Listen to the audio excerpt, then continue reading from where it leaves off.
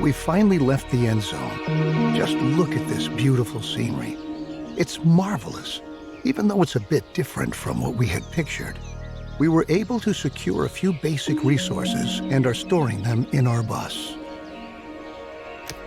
I'm glad we prepared ourselves well for this kind of scenario, especially since our inventories in the end zone ran low. Don't forget that if you need additional information, you can look at our survival guide at any time.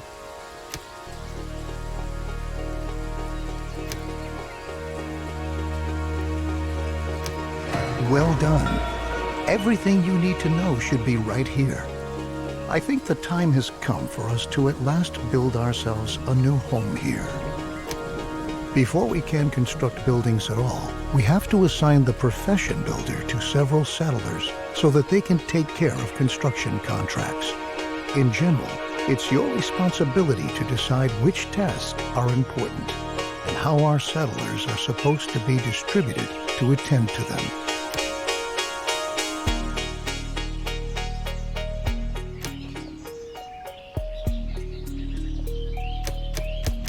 All right, your builders will be ready as soon as construction contracts have been issued.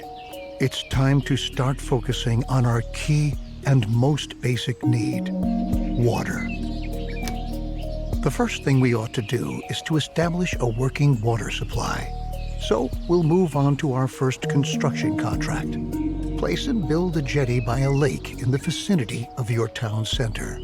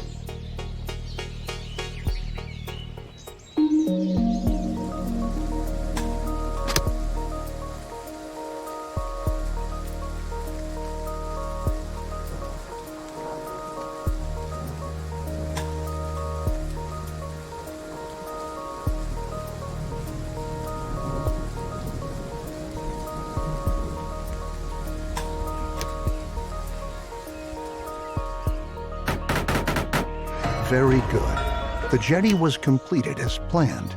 Now we have a place where we can collect water. There are other possibilities to gather water too, but the jetty is the simplest and most cost-effective method. We can obtain and store water from different sources, like a jetty, rain collector, or well in the cistern. The cistern should always be in close proximity to a water source, so that our water carriers don't have to walk too far.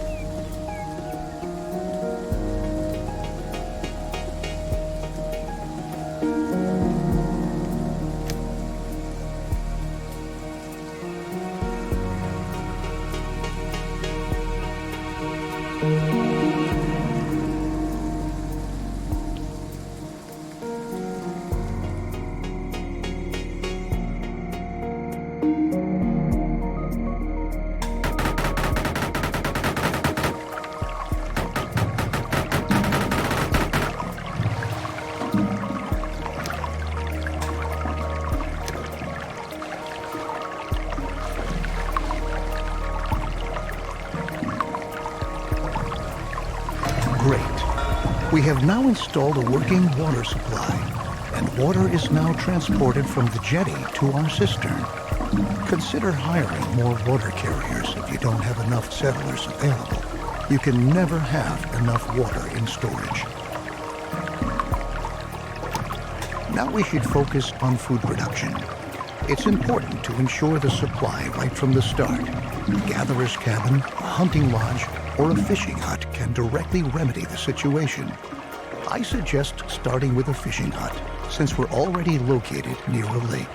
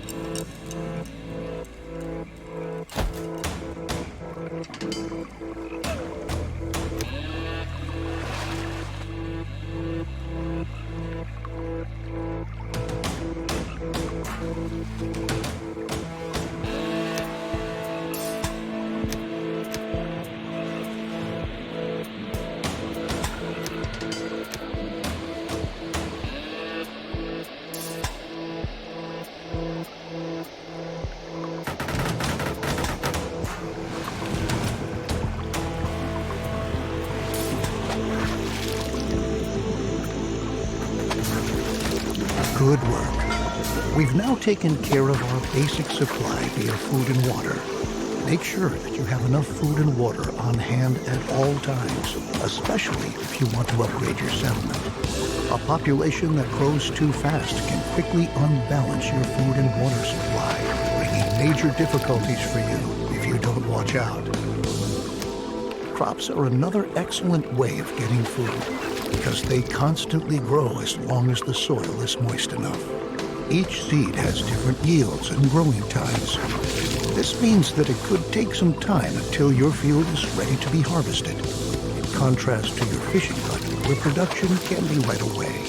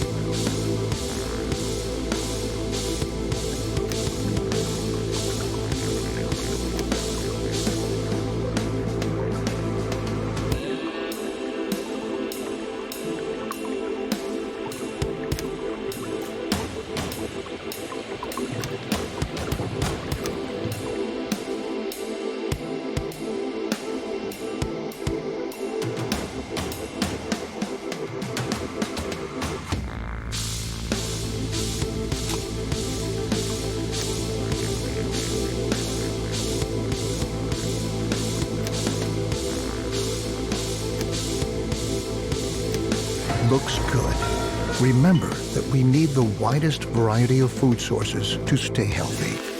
You should also plan ahead for drought periods that might come when it's not going to rain.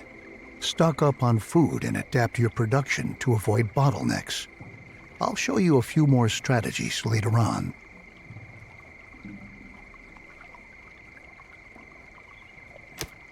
At the beginning, we don't have much scrap, wood, or other resources. We could build a production building, but to obtain resources as fast as possible, it's best that we start gathering right away. Assign a Gather All Resources task. All the settlers who haven't been assigned any profession by you are going to accept these kinds of tasks. In addition, settlers distribute resources within your settlement.